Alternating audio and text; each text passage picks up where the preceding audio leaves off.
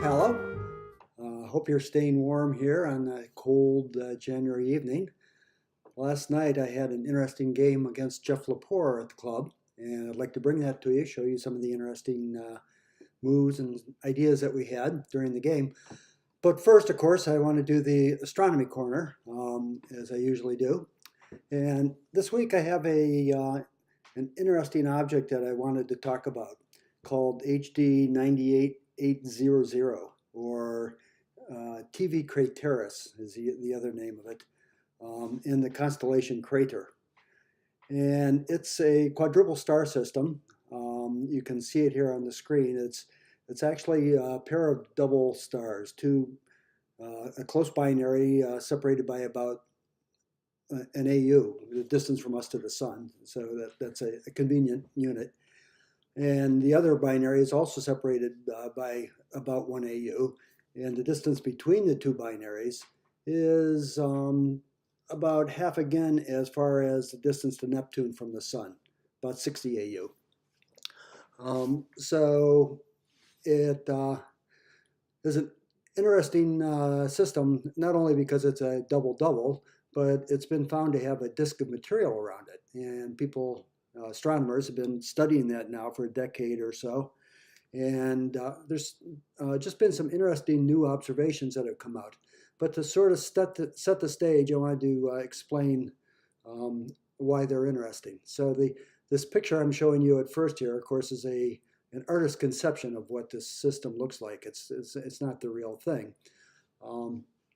And it's drawn based on the information they had. It was drawn reasonably at the time. But if you look at the solar system and check out the spins of the planets and the orbits of the planets, you'll see that pretty much all the planets orbit in the same direction around the sun. So counterclockwise is seen from above, from the north. And they also spin that same way with two exceptions.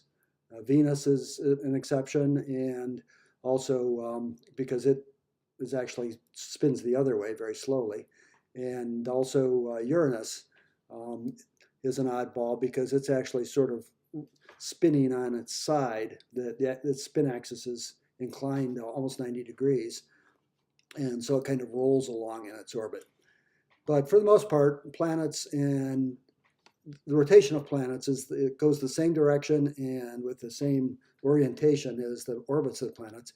And that's because planets are evolved from disks of material around the stars, and the disks are rotating in a particular plane. And that's the plane that the planets eventually accrete out in, and they're also given angular momentum in that same plane. So on to UV Craterus. They made some observations recently using ALMA, which is the Atacama Large Millimeter Array. And it's in the Atacama Desert in Chile at a high altitude. I forget the high sight's at 15,000 feet or something, quite high in order to get above most of the water vapor in the atmosphere, because that blocks out the radio waves that these observations were made at. And it's an array of telescopes, kind of near and dear to my heart. And we've been involved with ALMA on some of our projects, not this particular project though. This is research that someone else did. And they made an observation of carbon monoxide in the UV Craterus system.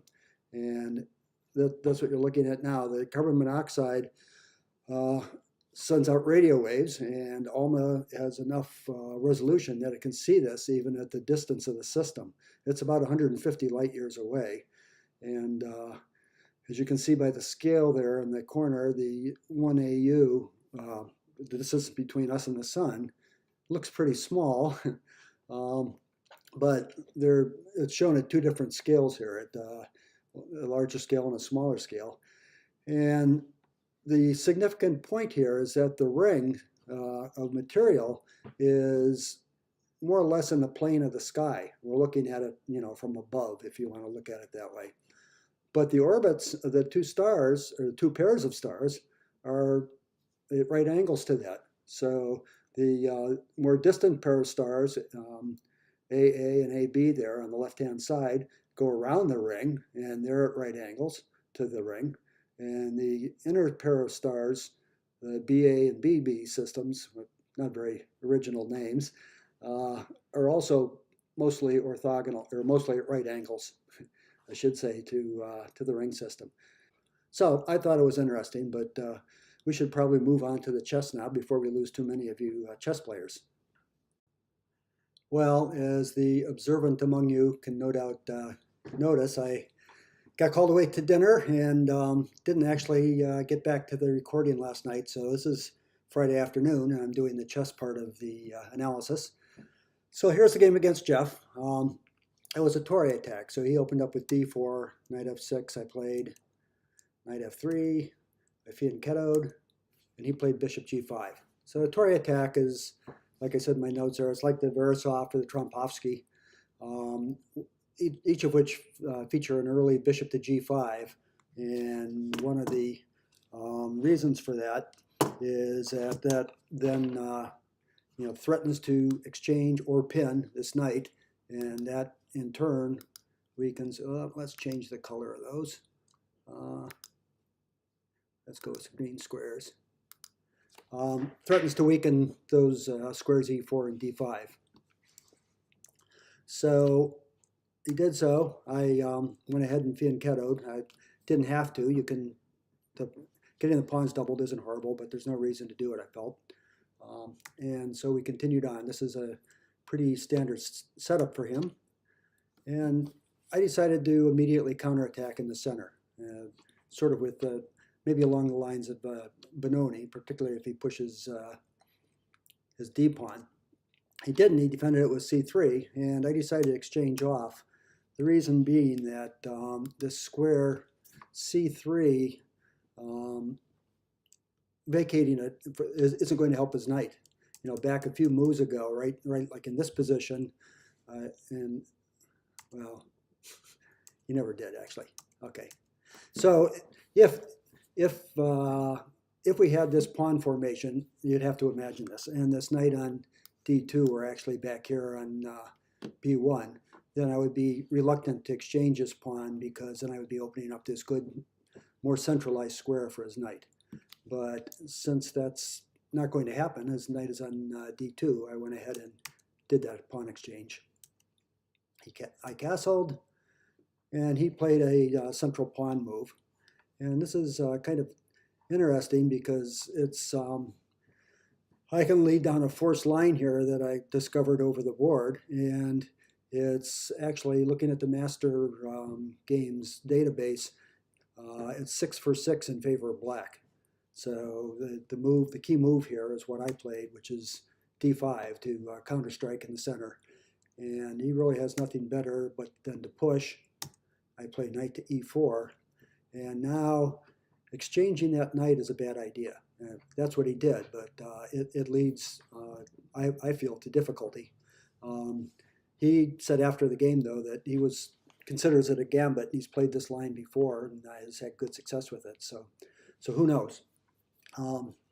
But what happens after? Well, actually, the alternative move, I should say, is bishop to e3, just retreating that bishop and solidifying his center. But he didn't do that. Instead, he exchanged the knights.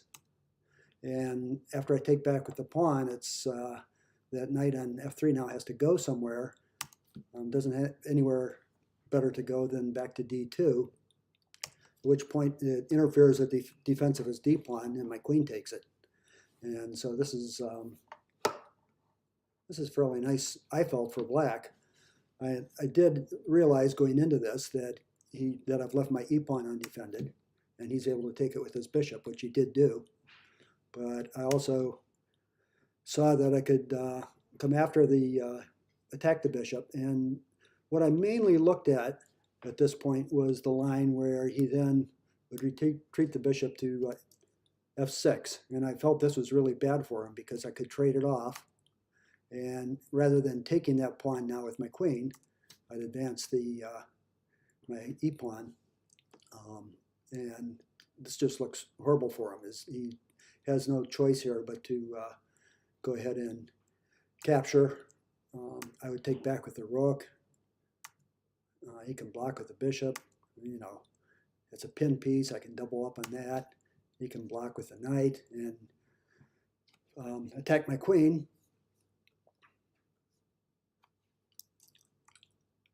But my queen could drop back.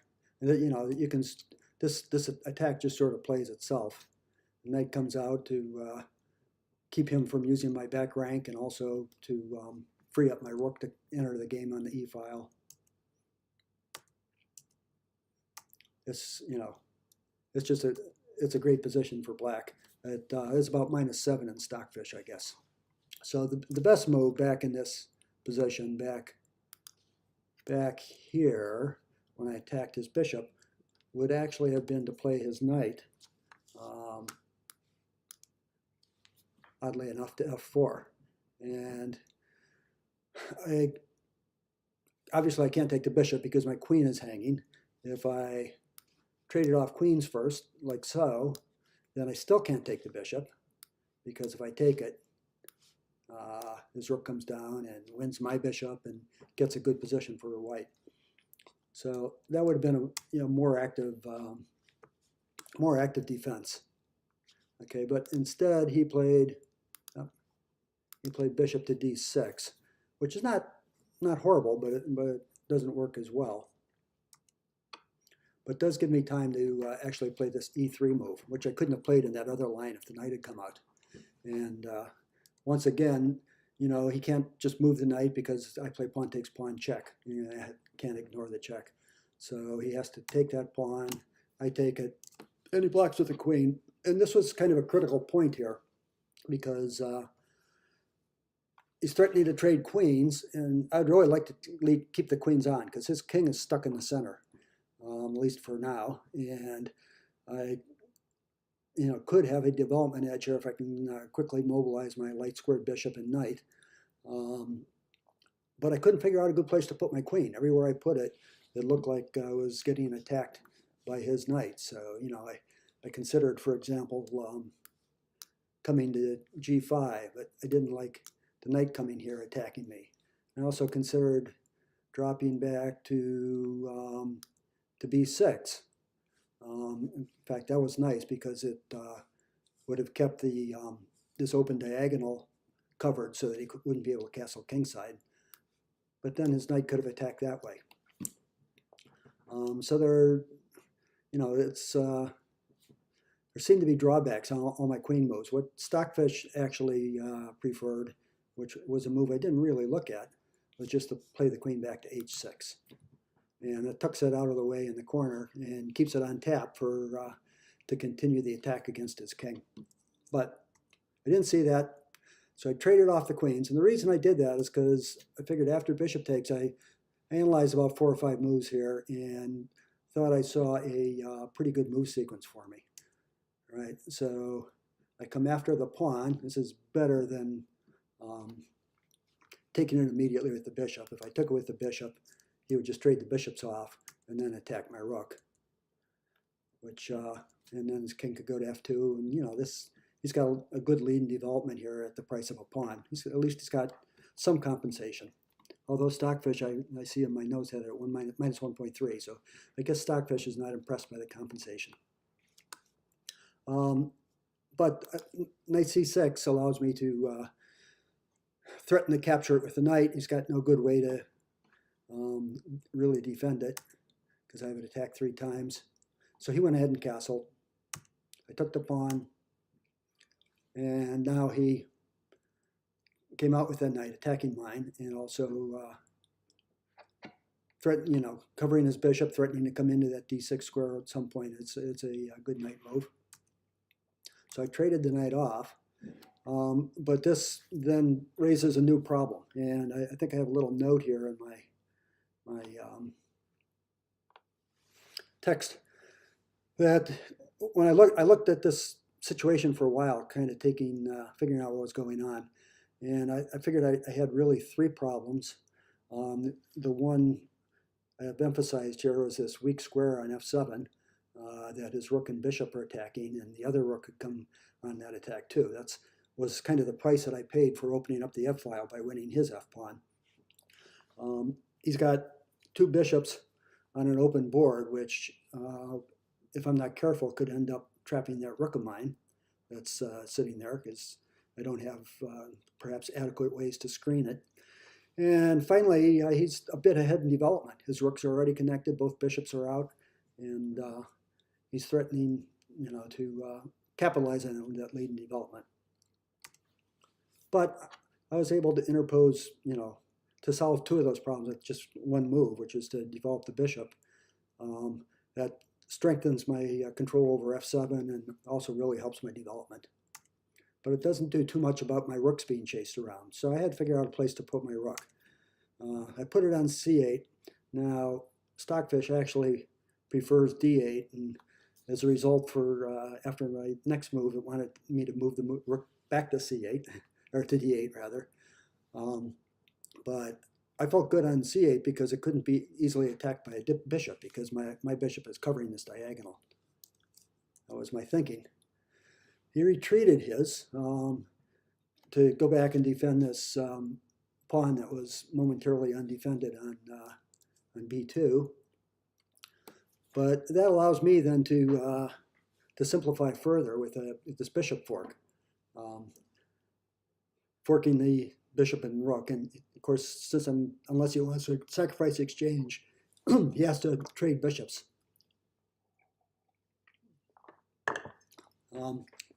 Stockfish didn't like that too well. It liked, I think, moving the rook back to d8, as I said. But I like this because it got that bishop off and simplified my task. And the problem is then he has some chances then to invade on my 7th rank. And I have to be pretty careful not to get pigs on the 7th. A rook down to d7 here, where it can attack f7 again, is pretty worrisome, especially since my rook can't go to f8 to defend, because his bishop is covering that square. So I really don't want to allow that, and that's why I played my rook to d5. Now, in a couple places here, I had thought about actually playing bishop to d4 check and driving his king into the corner, just so I could have back rank threats. And that would be one way of keeping his rooks from straying too far from the back rank. But I didn't want my bishop to get too loose on the d4 square. It seemed to me like there were some tactical possibilities that would come up if I did that. So instead, I ended up with my rook there. Then his rook just went over to threaten to invade on the c file. But the c file I can control, because I redeploy my bishop and guard this c7 square. And if he attacks my bishop, I'm free to push this f pawn now. And I felt that would be a fairly stable configuration, given that he had no light squared bishop to attack me along that diagonal. I should say back here, he could have gone to the e file, and then I would have had to be a little cleverer, but we don't really have time to look into that possibility now. Okay, so he went to the c file, I covered it, and then he played his rook to c2, possibly as a prelude to doubling rooks, and also possibly to just to keep me from invading on his 2nd rank, my 7th rank. Then I played, what looks like a somewhat obscure move, but it really wasn't that obscure. The reason I went there is because the move I wanted to make back in this position was to play my rook over, double my rooks, and then to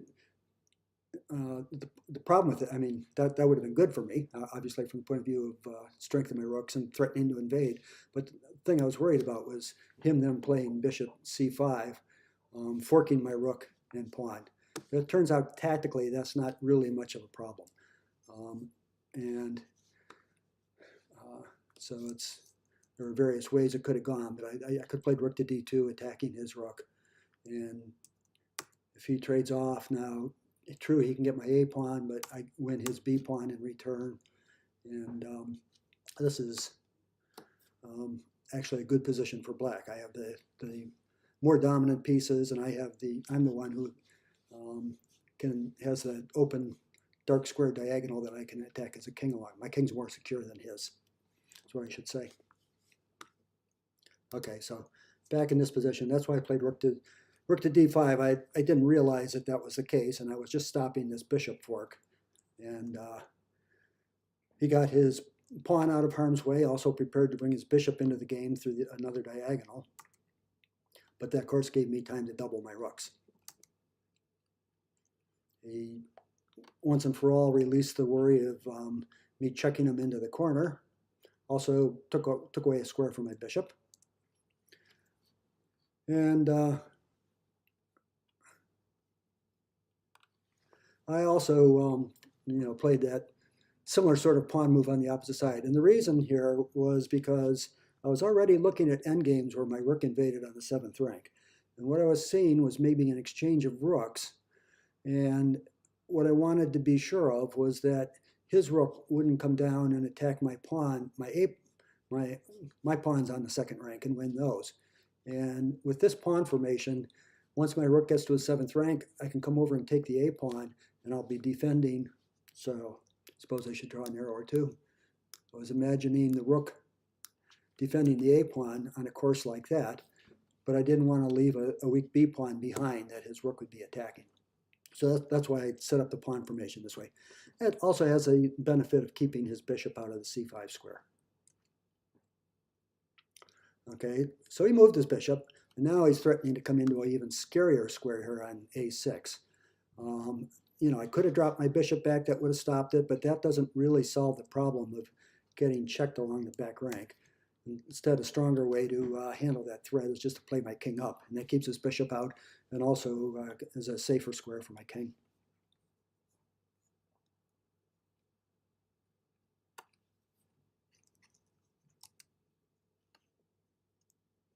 So let's see. He came to f4 to trade off bishops. I didn't want to do that, but because rook and pawn endgame, a pawn up is sometimes hard to win or easy to draw, however you want to look at it. Whereas a bishop and pawn endgame of the bishops of the same color and if you have a healthy pawn, is typically easier to win. I didn't want to trade the bishops off, but what I saw was that after this, there's a forced sequence of moves that I felt would give me a better rook and pawn endgame. So I come up, start it with a check. He has to come up. I check with the other rook. He either trades off or drops back, as he did. Either way, there's going to be a rook trade. And then I come back behind that a pawn, and now it's weak. I'm attacking it from behind. If he comes after my pawn, this is a good demonstration of what I was talking about before. If he comes after my pawn, then I just take the a pawn, a check, and I'm defending my own a pawn.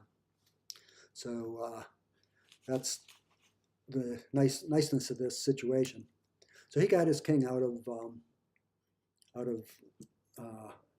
the checking rank there on h3, and I responded with h5 in order to box in his king so that it can't come out easily here through g4. Instead, if he comes at some point through h4, if I'm able to get my rook behind and check, then he's got some, there's some possible problems here. It might even be a mating net that I could set up there. Okay, so let's move the scroll back here a little bit for you. Okay, so Geoff started just marking time now and saying, okay, what are you going to do? And so there's a kind of a somewhat quiet part of the game that I'll go through quickly in the interest of time here. What I did first was to advance my kingside pawns, and he probably should have done the same thing. He didn't. He kept marking time with his rook, and that allowed me to grab even more space. Now if he attacks it, I'll defend it with my a pawn, which I can easily defend. He didn't. He went back to d2, and I played a4. And now this pawn formation is really cramping. It keeps him, it keeps this a pawn from advancing, and it also can threaten, an advanced pawn formation like that with locked pawns can threaten a sacrifice at some point. If you win the sacrifice, or just strengthens winning the backward pawn or something, because there will be combinations that you can set up involving 2 pawns on 1 or 2 pawns on 0. So it's good to get him closer to the goal. He kept marking time, and I decided I had to advance my kingside pawns a little bit. He tempoed, came back to king. I started to come up. He tempoed again, and now I can't really afford to come through this f5 square because a check here on c5 would allow him to win the a pawn.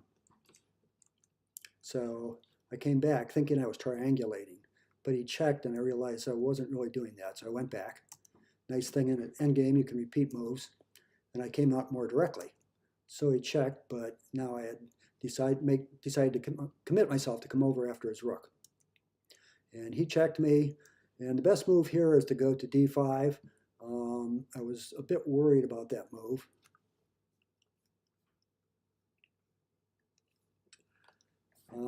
But for silly reasons. I thought with my king on d5, I was afraid that his rook would take this pawn, and then he would be threatening to come up to f5, checking me, and winning my rook after I took the pawn on a5. For some reason, getting confused and thinking that I was taking that after I took the pawn on a2. Doesn't make any sense, but that's, I was short on time, and that's sort of what my thinking was. So instead of doing the positional king to d5, I played king to d7. Turns out it still wins. Black has got quite a good, healthy advantage here, being a pawn ahead, but more importantly, just having a real grip on the position. So actually, I should say, I'm willing at this point to, as you can tell, I'm willing to give up this f pawn. He can go ahead and take it, but if he takes this f pawn, then I'm going to take the a pawn. And now I have that 2-on-1 on the king side, which is going to be sort of tough to deal with. And if he's not careful, I'm going to win the b pawn as well, and then I'm going to have connected pass pawns over there, and that'll be really tough to deal with.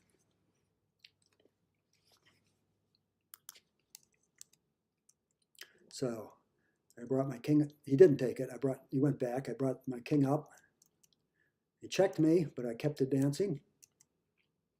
And then I put my rook onto the c file, thinking that at some point I may end up here with my king on either d3 or c3 and be able to play my rook to c2, pinning his rook and trading the rooks off. Because if I trade the rooks off, this is an easily won rook and pawn endgame. So that's why I went to that square. But it does allow that pawn to move, and it would be a mistake now for me to take the pawn. Not a bad mistake, it's still winning, but I didn't like the look so well of this because he gets behind the pawn and simply recovers it. And then we just have one pawn against one. But because of my king position and more active rook, I'm actually in better shape. But what I did do after he did that was just to attack his b pawn. He traded those pawns off and then checked me. I came over toward the pawns, and now I sort of was looking ahead. I had expected king to e3, but it turns out that's a bad move. Because if he played king to e3 here, or king to e3, rook to e3. If he played rook to e3, either I check him, and one of three things happen. Either he plays to the back rank with a king, and he loses his rook. He plays forward, and he loses his rook. Or he drops his rook back, and I trade them, and then I just come over here and scoop up the pawn. And the one thing that is the little bit tricky is playing forward, but the reason that loses the rook is that I simply play pawn up, takes, and now his king has only one square to go to. I check him, and he has to only move that he can make is taking that pawn. Well, actually, he could interpose a rook, but that would be foolish. I just win it. But I win the rook anyhow because the king takes the rook now. So that would be very bad. So instead of trying to save the pawn, he played g4 to try to get something going on the king side. I traded that pawn off to maintain sort of my tempo, and then was able to take on b3. And now I have two passed pawns. And at this point, I felt it was an easy win, which is a good thing because I was down to about 2 minutes on my clock. He came down and attacked one of those pawns, but the b pawn is really fast. I stepped out to the side. He took the pawn. I advance mine. He gets behind it, but I'm able to advance it with a check. Get it to b2. Then he checked me. I get a tempo by stepping toward him. And now I play my rook sort of a little bit like a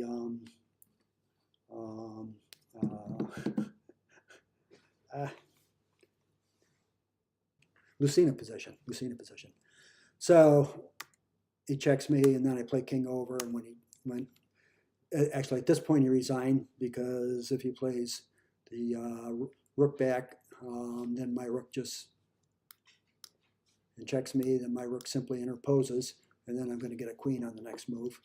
And he can't come back with the rook because I take it, and he's not fast enough otherwise to get the rook. So I'm going to get a queen. Fun game. It was kind of a quiet, a game that's not to everybody's taste. It was ended up being a rook and pawn endgame with a one pawn advantage.